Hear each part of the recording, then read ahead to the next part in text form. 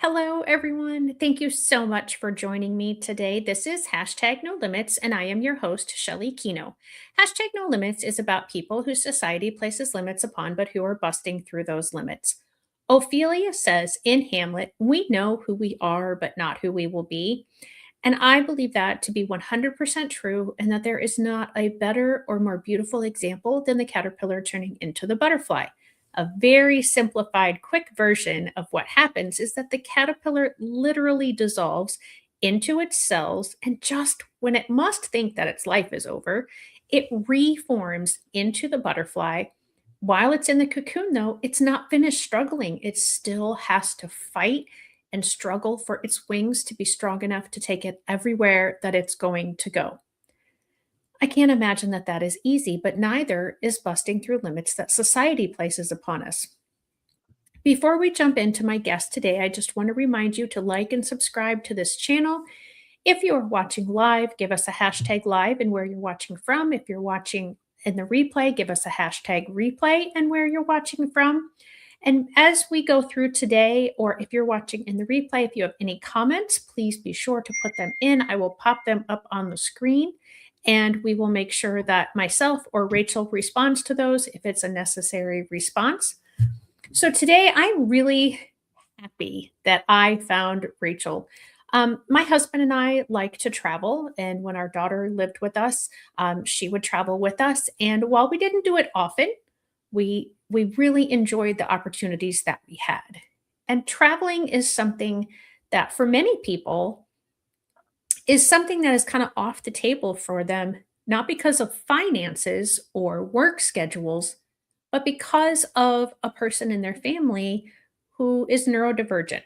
And so I found Rachel a couple months back, and I'm really excited for her to share what she does, how she does it, why it's important, and what she can do to help you as well. So I think I've done all the businessy stuff. So let's bring Rachel on. Hi, Rachel. How Hello, are you doing? good. How are you? I am good. I'm wonderful. So it's Christmas season right now. There are lots of people doing lots of traveling. So before we jump into that part, though, tell us a little bit more about yourself. Yeah, so I have been working with families within the autism community for about 15 years. I've been a BCBA for 11 of those years. And I started in the field as just a base BCBA working with the students within like a school system. But then I started doing a piece where I was doing parent training. And within that parent training, we really would focus on okay, within our community, how can we get out and about? What are goals we can work on within the community? We also would work on a few like things that could help support like a road trip, but expanding that to an actual vacation, a trip, getting on an airplane, a cruise ship, going to a tropical island, like those were never anything that I knew anything that like resources about. So I wasn't able to share that with families. But families would occasionally ask, like, do you know the resources available so we can get on airplane? And I didn't at the time. But it was always in the back of my mind of, okay, how can I support these families? They want to travel. So many families want to travel, but they just don't have the resources. So I became a travel advisor for a company called Travelmation, and we have a director of accessible travel.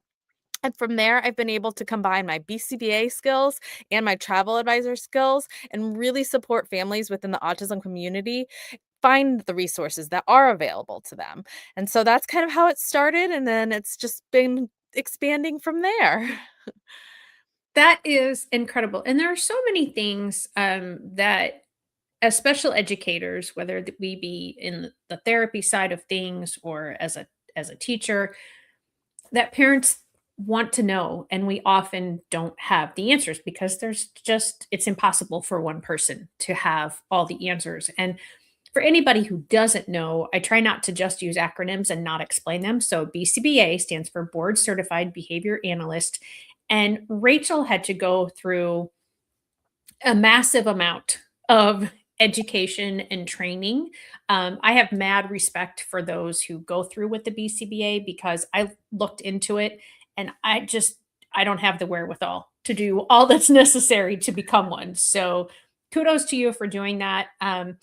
give, in case there is somebody who doesn't really know what a BCBA can do in the school systems, if you could just give a brief overview of that before we jump into your travel company. Yeah, I mean, within the school system, it definitely varies on the supports I provide. Some I'm just maybe consulting to the teachers and the staff to give them some ideas, but others I could be in there collecting data, working with the staff on how to collect data to then determine, okay, what is the function of the behavior? Let's do a functional analysis or a behavior assessment and determine what the function is. And then we create a behavior plan and we'll create goals to increase the behaviors we're looking for and decrease the behaviors that we want to lower. So we may work on communication skills, we may work on self-help skills. There's all different types of goals we can target within the school system, and I support that the team. Okay. Perfect. And I think most people that watch or listen to this podcast are familiar with that. But I always just try, like I said, to not have acronyms because I know in our field of education, we speak in alphabet soup. Most occupations have alphabet soup. And so I just try to make sure that everybody has that same understanding and baseline. And so, what is it that, I mentioned it and you kind of mentioned it like, okay, people want to go on vacation. They have the financial resources, they have the time off of work. Um, so why can't they just go? What prevents people who you work with in the autism community, but in the special needs community in general, from going on a vacation, just picking up and going? Yeah, I mean, there's many different things depending on the skills that their child has. But going through an airport is a lot. A first time going through an airport, if you're not sure how your child is going to respond, that can be extremely overwhelming. And that could be where it's okay, I don't feel comfortable doing that, so I'm not going to go on a vacation. There's opportunities, there's cruise ships, things like that, but there's water involved. What if a child is an eloper? What considerations and safety precautions need to be in place for that. There's the amusement parks. I mean, Walt Disney World is one of the most popular destinations I get for requests, but there can be long wait times. So, what are the resources that Walt Disney World is providing for these families? There are some. So, there's a lot of different areas that families just don't know. They see, oh my goodness, Walt Disney World has all these lines. It's crowded. What are the supports? I don't know. So we're just not going to go. But I'm here to help with that piece. That's awesome. So you mentioned the word eloper. Yeah. And again, those of us in the education world know that. And before I was in education and heard that term, if someone said elope, I was thinking a couple who runs off to get married. Um, so I just want you to, for again, someone who might be listening who doesn't know what that word looks like and defined in the education world. Yeah. So if maybe you are at a busy location within Disney World and the child runs off because maybe it's loud and they can't take the la- the volume is too much for them, so they run to try to find a quiet place, but the parents lose them. So then that's what we could kind of consider someone that runs away from an individual without being told the kid. Yeah, and we often I'm imagining that there might be someone who is listening and they think, well, just hold your kid's hand. They're not going to elope if you hold their hand. Do you have any response to that? Yeah, I mean, some of the kids we maybe are like, I mean, I work with lots of different age groups. So some are 30, 40 years old, are going to amusement parks but have a disability. So that is a little bit trickier just to hold their hand. Also, you could be getting something out of a diaper bag and the kid is bolting. I mean, I'm a mom of three. I can't hold all three kids' hands at once either. Right. So I mean, you could put them in a stroller, but still they can get out of the stroller. There's all types of situations that we try to plan for the safety, but there is times where a kid is just standing there without having someone holding their hand or in a stroller. It's Right. And life. it really just does take a second. And I think even in the school environment where some classrooms have a teacher and a paraprofessional and maybe only 5 students, but when someone has that need for elopement, it's hard to keep them from doing it. Yes. And so when we're talking about, thousands and thousands of people at a Disney World, for example, what is one of the things that you can talk to families about if they do have an eloper in their family? What sort of things does Disney have in place? We'll go Disney specifically, but then kind of broaden out into what some ideas for other travelers might be. Yeah. I mean, Disney is people don't probably realize the security at Disney. It is amazing. They have cameras everywhere.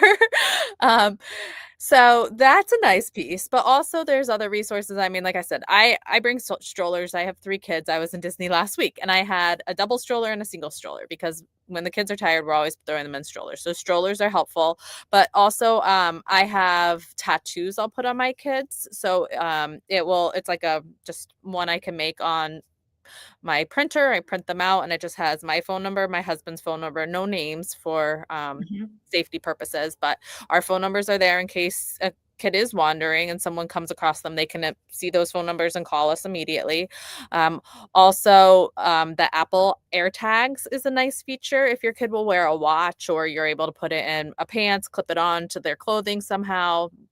There's some other autism specific trackers that have been created. I think Angel Sense is what it's called for one of them. So Mhm. there are things that can provide that extra layer of comfort for families. For someone that may run off or in the crowds, you may just be walking and it's so crowded that you could lose a kiddo quickly. So there are those Right. resources.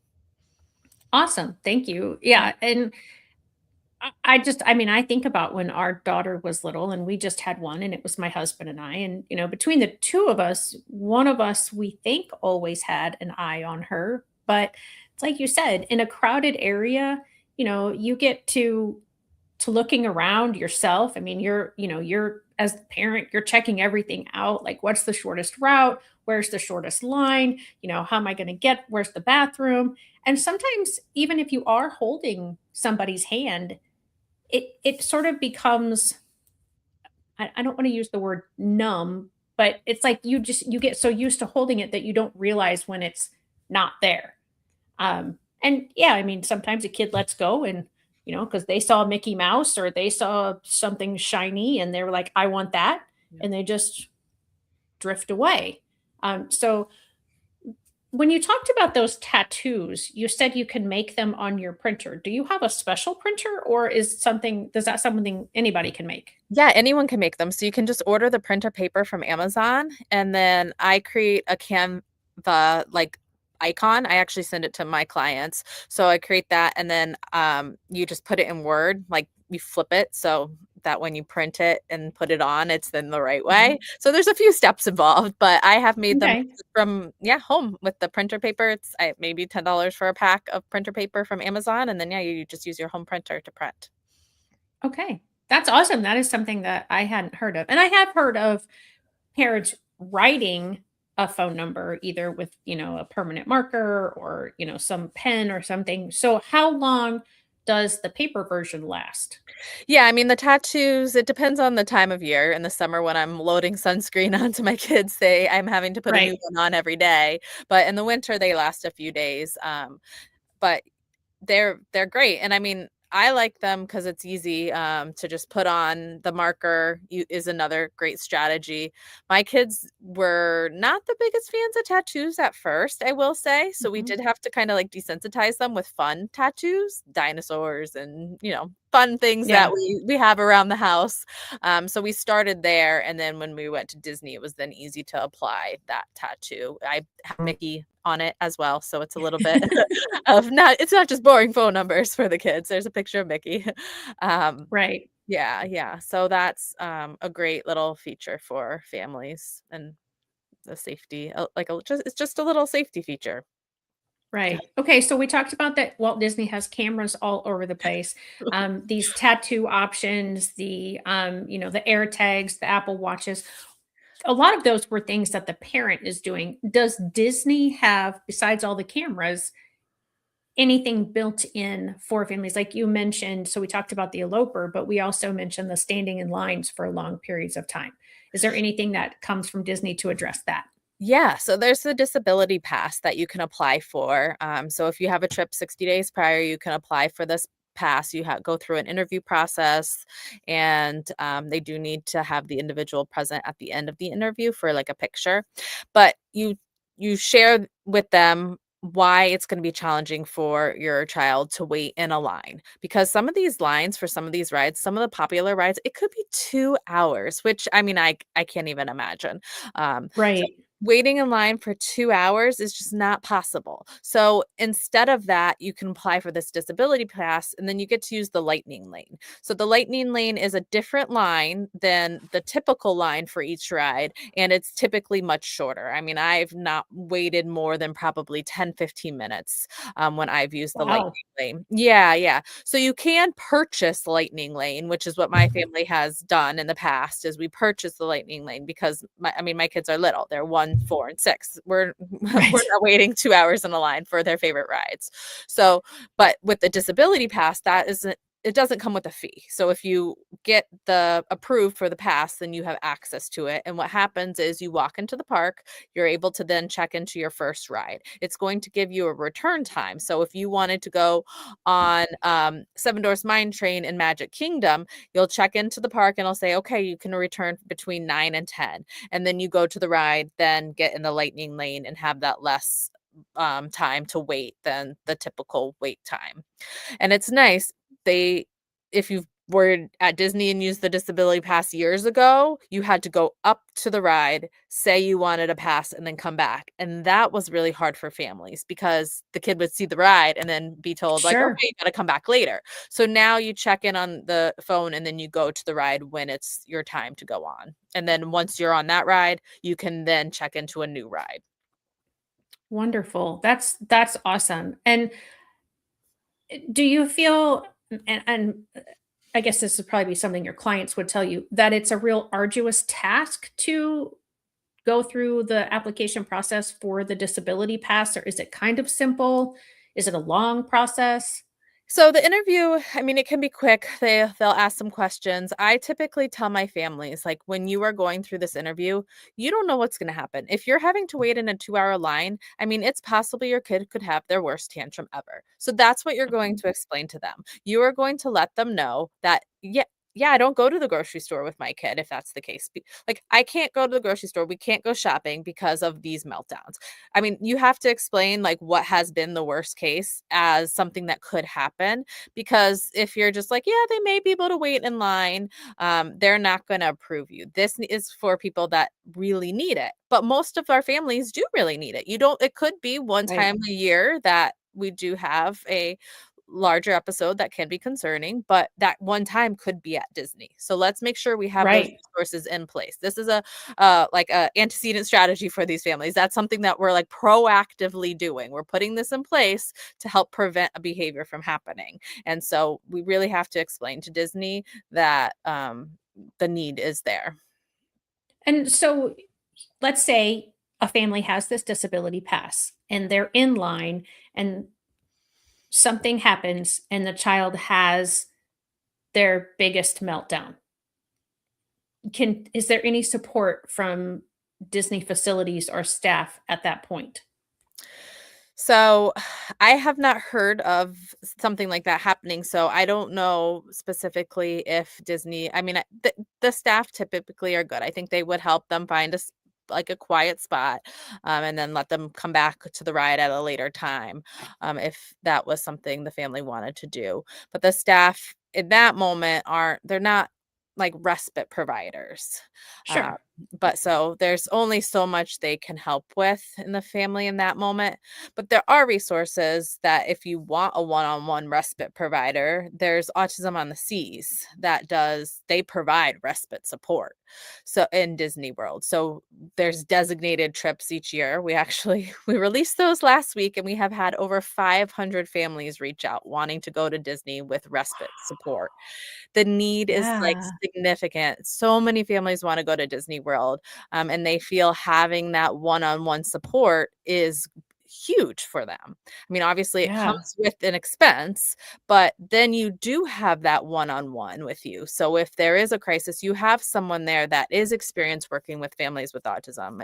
Most of the staff within autism um, on the Seas is people that work in education, BCBAs, speech, OTs, like they're there providing these services. I mean, I had one family reach out. This will be their 5th trip this next year. Wow. Yeah, yeah, and like they only go to Disney with Autism on the Sea support because it is so beneficial to them. That's incredible. And how does someone, before we get too far into this, access these resources? Do they have to go through directly to Disney? Can they go through you? Um, Yeah. So this is all through me. So I am for any travel I can help support by just emailing me at the Rachel Morelli at travelmation with an m.net. Or you mhm. can go onto my webpage, rachelmorellitravel.com, and I have a form there. Once you fill that out, I typically set up a phone call to determine like what type of trip are you looking for. And we talk through the needs of your child. And then we kind of create a plan of, okay, what type of trip are we going to plan? And then I may send quotes from there, or depending on where the conversation goes. For the Autism on the Sea specific trips, you can fill out the request forms on Autism on the Seas for those Disney trips, and then it goes to me and one of the other Travelmation agents. We're the 2 travel advisors that do the Disney bookings for that. So I am the one coordinating that as well. Okay, so for anyone who is just listening, you can do one of two things. I will spell her name and the travel site in just a second, but you can also look up the website. I'm sorry, look up the YouTube. I was not expecting it to go away, so I need to go back in and make it come back because I don't know what happened to it. Here we go. Oh, this is the problem. There's a new feature on my um, site here. So it's Rachel Morelli, RachelMorelli at symbol travel, TRAVELM, as in Mickey Mouse, ATION.net. So Rachel Morelli at travelmation.net. That is the website. And then scrolling across the bottom of the screen, it is her website, which is Rachel Morelli Travel.net. So you lose the Mation part of it. So just be sure that if you are listening, you either find this on YouTube and you look it up there, or you can actually, like I said, hopefully the spelling that I just did will make it easy for anybody to find it. And I'm going to try I and just realized the website is .com. oh no. Okay, It's okay. It's let Rachel me Morelli change that. Travel, just .com. Oh, okay. So is The the email, Travelmation? that's right, that's .net, but then the Okay. website is Ah, Rachel okay. Morelli Travel. Okay. So I'm going to pop that back up again. And I think, okay, so that's that one. Yep, that's And then I'm going correct. to pop in here, and the website is .com. So I'm going to change that, change this, turn that. Okay. All There right. you go, So perfect. rachelmorellitravel.com.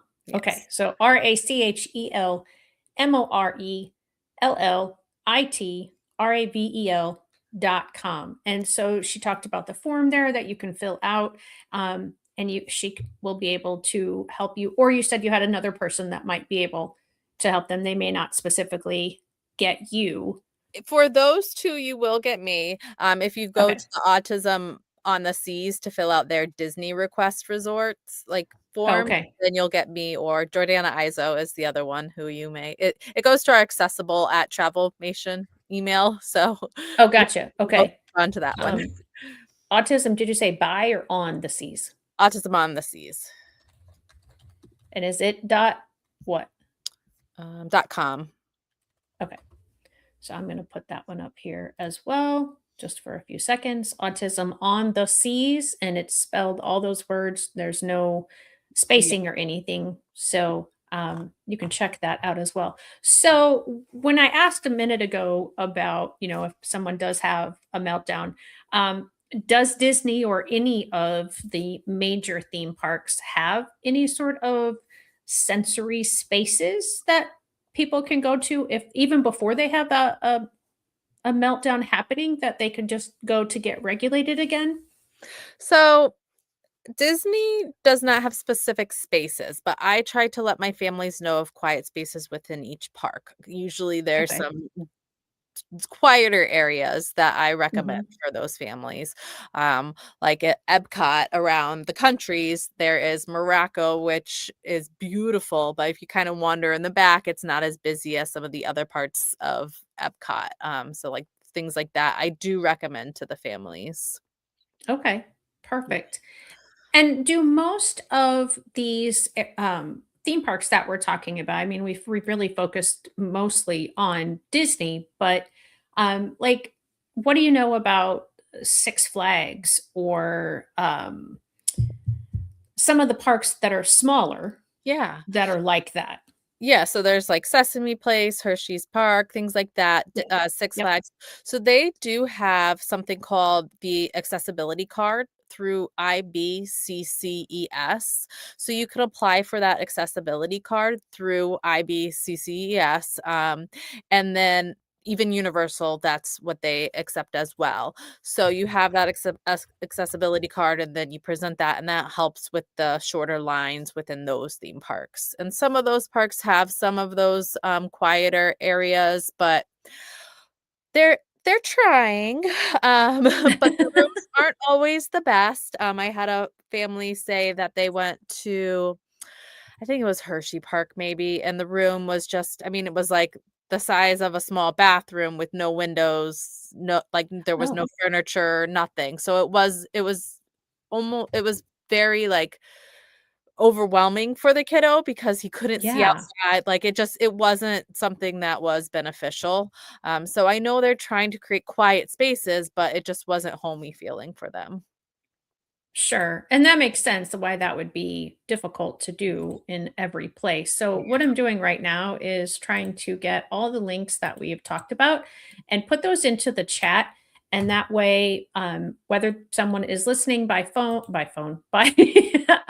just listening, or if they are watching, hopefully you'll still be able to just click a link in the chat box and it will take you to some of these places that Rachel has talked about.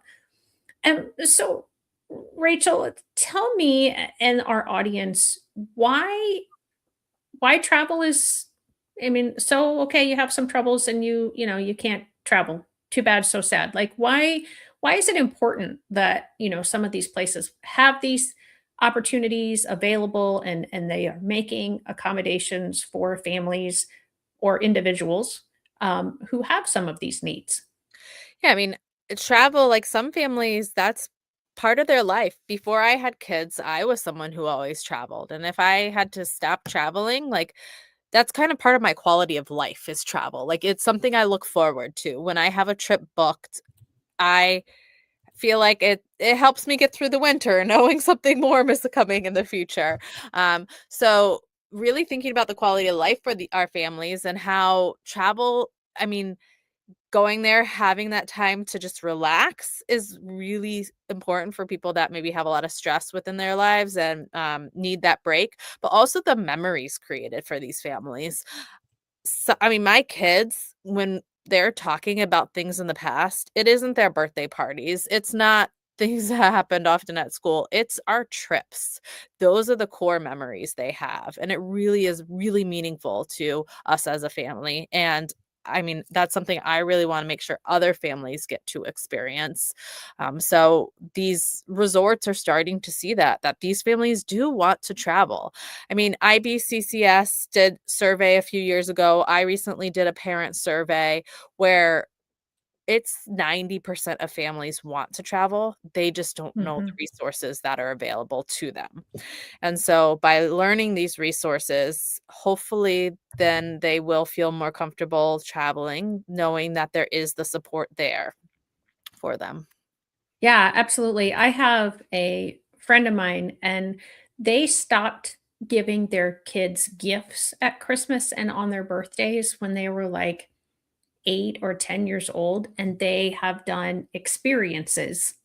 And this particular friend happens to be a huge Disney person, and so that is typically where they go, is on a cruise or to Disney World or Disneyland, and, so they don't have that neurodivergence need that we're talking about today, but that is a huge part of their life, absolutely. And I know too the example that you gave about the memories.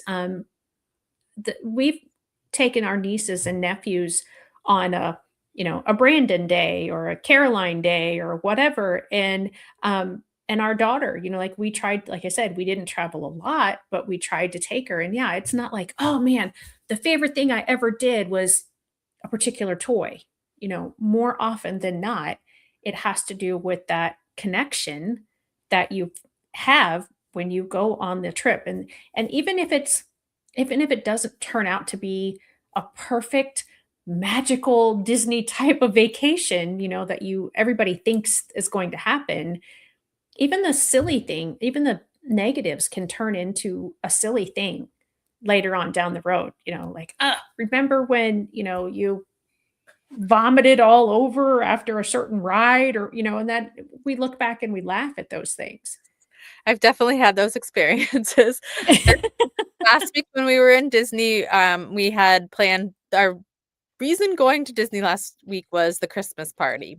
So Sunday we Okay. had the Christmas party and I was tracking the weather and it was rain, rain. I was like, you know what, we're gonna give it a try. We'll go. I mean, we paid for it. We're here. Like this is our only day in Right. Magic Kingdom. Let's see what we can get done. I think they got 3 inches of rain within like a 4 or 5 hour span. It was complete Oh downpour. my gosh. I mean, I had rain, like, we were like, going through puddles, like, almost up to, like, my knees, like, it was Oh my gosh. yeah, we didn't last very long, let's just say that, but, I Right. mean, my kids are like like, they remember pieces of it. Now I mean, it's only been a week, but there were fun Right. parts to it, yeah, yeah, so there's always memories to be made. I mean, it was definitely a bummer for us, but the overall trip, I mean, it didn't ruin the whole trip for us, we still had tons of Right. great memories, so Yeah. And we've been really kind of focused on theme parks and yeah. what can happen when you're at one of these parks. But a lot of people don't go to theme parks. So are there we mentioned at the beginning that airports can be very overwhelming. So do most of the airports around the country or around the world have things to help in these kinds of situations where someone might need some sort of an accommodation?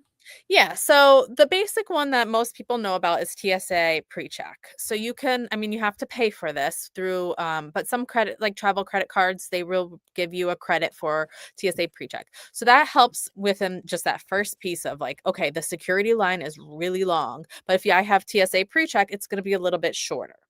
So that's one piece families do just to help with the shorter lines. I've had where maybe not all of the parent like both parents get TSA pre-check, but one gets it and then you can take the kids if they're I think it's 13 and under, you can take them through with you without them having their own. So I had a family Oh, that okay. went yeah, I had a family travel last week and that's what they did. Mom got TSA pre-check. She took the two kids with her through pre-check. Dad just went through regular security. But then they were able to kind of get comfy, get some food once they were on the other side of security and like kind of just have some downtime while they waited for dad. So that worked for them. Some families may want to all like go together. And then that would mean both parents get TSA pre-check. Um, there's also if you're going international, you would need global entry, which is similar to TSA PreCheck. But Oh, then okay. there's TSA Cares. So this is a program that most of the airports do recognize, and that is you 72 hours prior to your flight, you reach out to TSA Cares to ask for a staff member to support you through the security and getting to your gate. So that's just then an extra support for getting through sometimes a long wait or just like I mean getting all the bags into the checkpoint like that can be tricky for some families. So just having that extra person is helpful too and that also kind of is a trigger then to the TSA agents working that this family needs a little bit more time because sometimes they are rushing you along. But Right. another thing to help with that is a lot of the airports even some international recognize the sunflower lanyard. So it's a specific lanyard with like sunflowers, but you could also just have something that is a sunflower if you don't have the lanyard.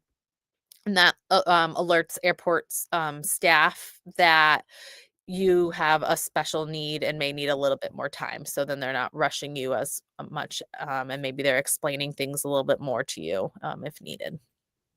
And I mean, our focus has been on children with some neurodivergence, but this can apply to like the TSA cares specifically. This triggered this thought is that if it's somebody who, maybe there's two people and one of them is in a wheelchair and it's not a motorized wheelchair that they can maneuver easily, but the one is pushing the other one. So would that be something that TSA cares could help with as well?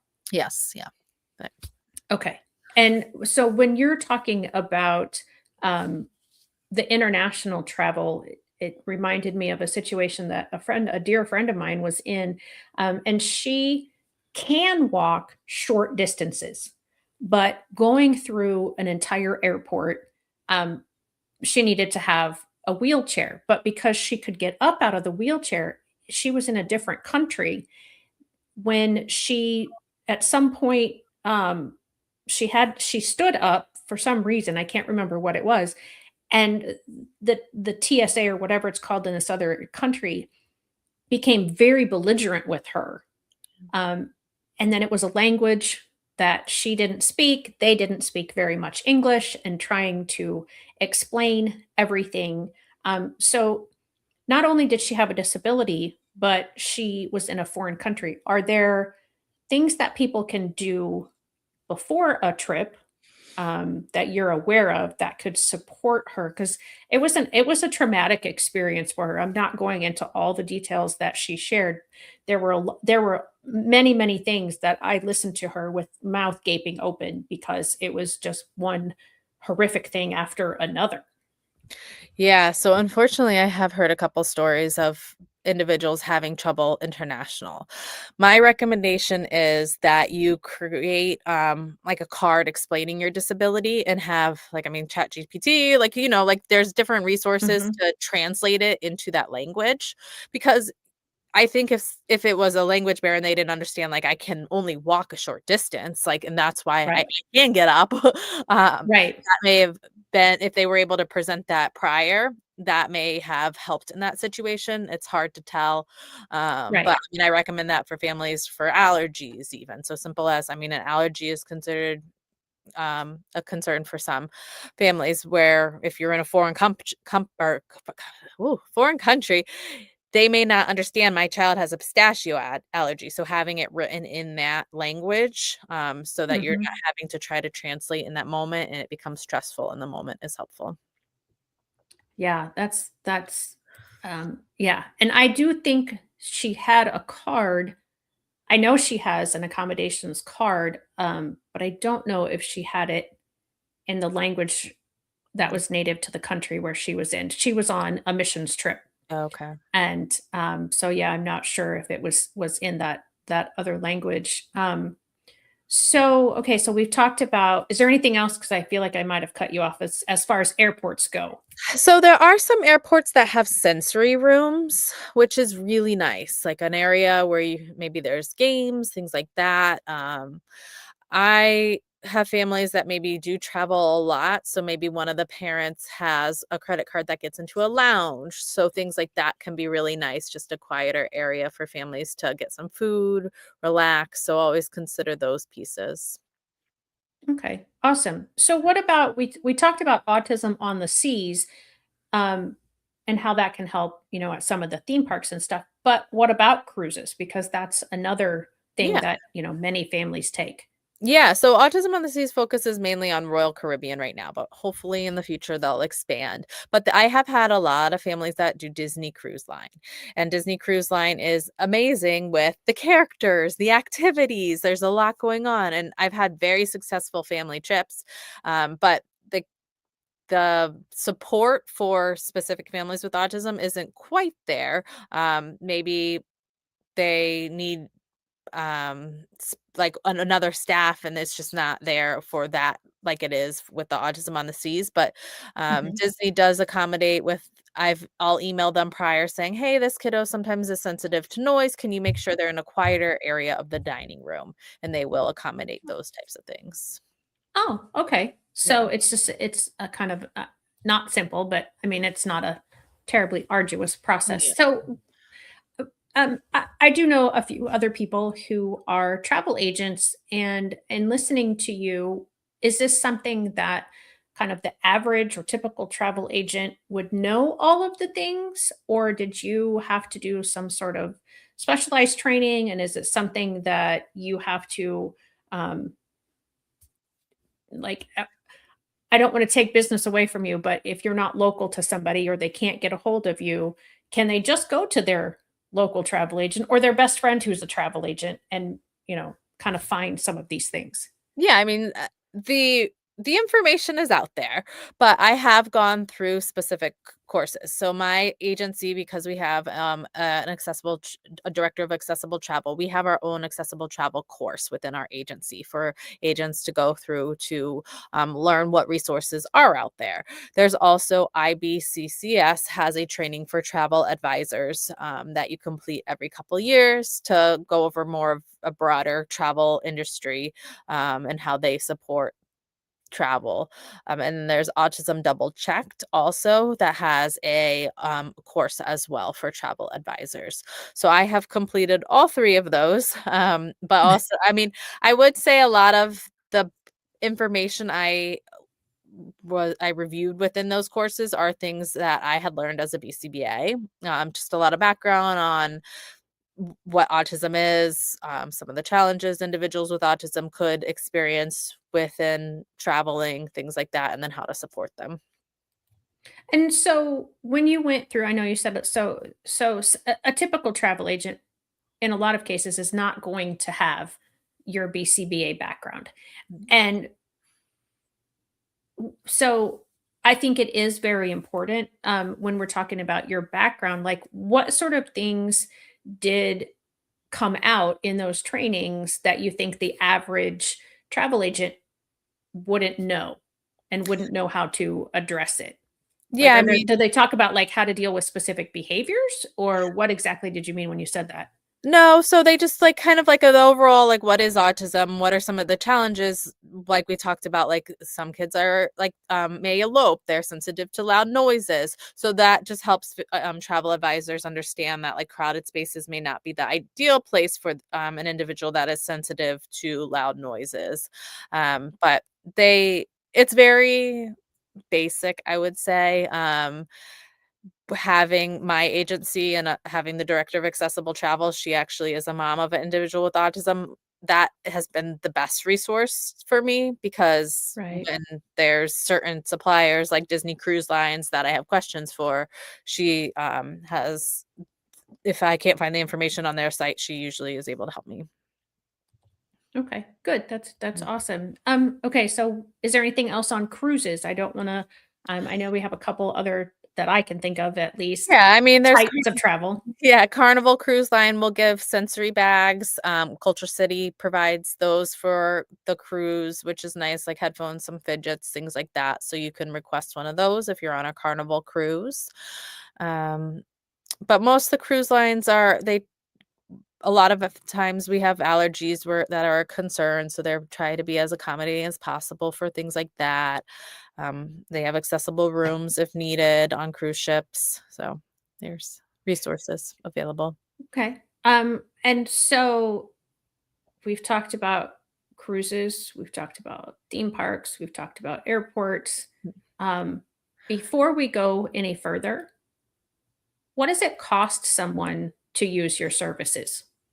Yeah, so me as a travel advisor, my services are included within like booking the trip.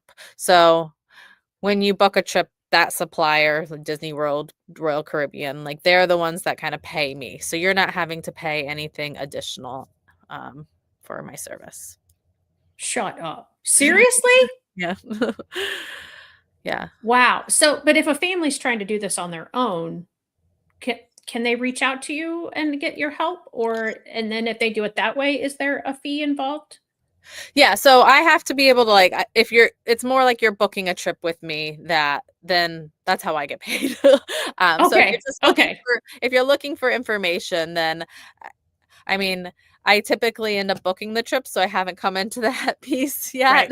Um, Okay, but yeah, yeah. because I even just if I know it's a whenever hotel room in and New York, like I can help with that. It doesn't have to be these big elaborate trips that I book. okay, that's good to know because I will be honest, all of my trips I plan myself. Um, eh, if I were to ever do like an overseas trip, then I would, want to use my friends who have all of that kind of experience and knowledge.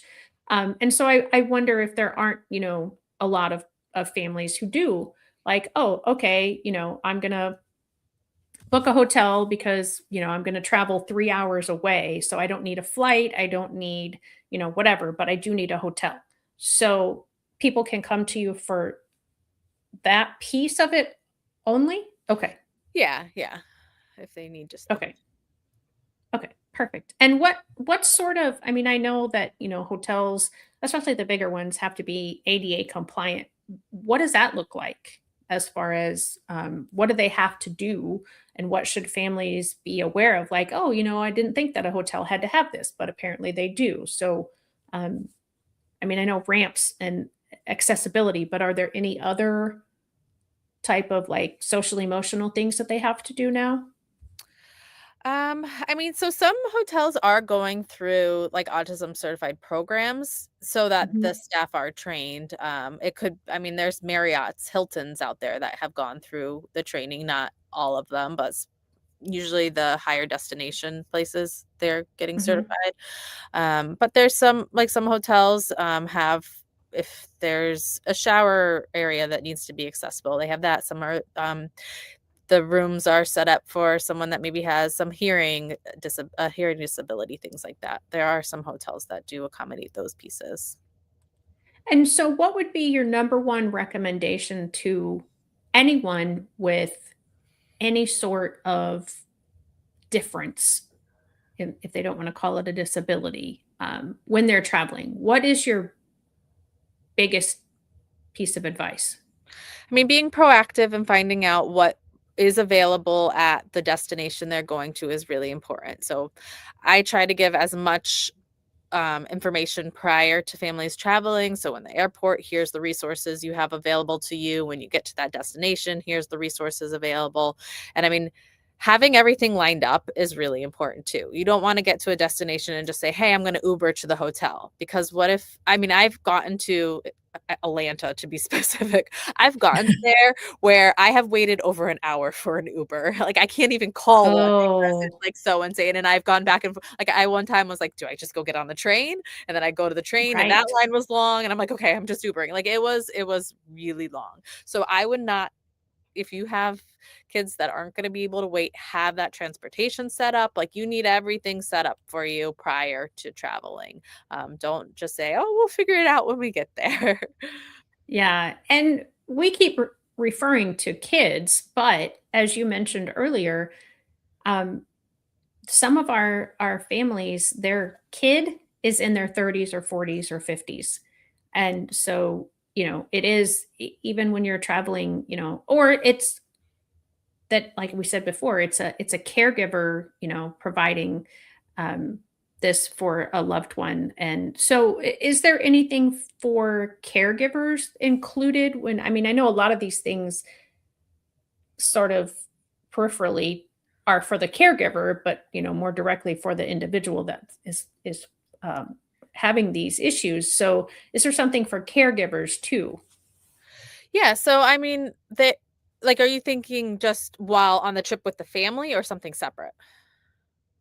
Yeah, while the people are traveling. Okay. Yeah. So, I mean, within a lot of these places, when they have like that respite or if they have a childcare, beaches, resorts in the Caribbean has childcare for kids, like that's giving the caregivers time away to kind of Mhm. do their own thing. They can have a nice dinner. Maybe they want to go snorkeling somewhere when they're at a beaches resort. Like they can go do that on their own without when their kid is in that childcare. So there are things like that. But there's also, I mean, we at Travelmation have a caregiver trip where it's just caregivers that they're Oh, wow. yeah, so they've been able to find care for their kids while they go away for a long weekend, and they get to meet other families that maybe have individuals with a disability, and it's just time for them to kind of relax and socialize with others. That's incredible. And do you help them? I mean, because I hear that frequently from the parents of the students that I've worked with over the years is that they don't have anybody that, I mean, they have to take their kids to the grocery store, but they would rather not because, there might be something that would trigger a meltdown. But even a short, hour long having someone come in and watch. So I'm really struggling. Like, how do you find someone Yeah. for an extended weekend? Yeah, that is the tricky piece, unfortunately.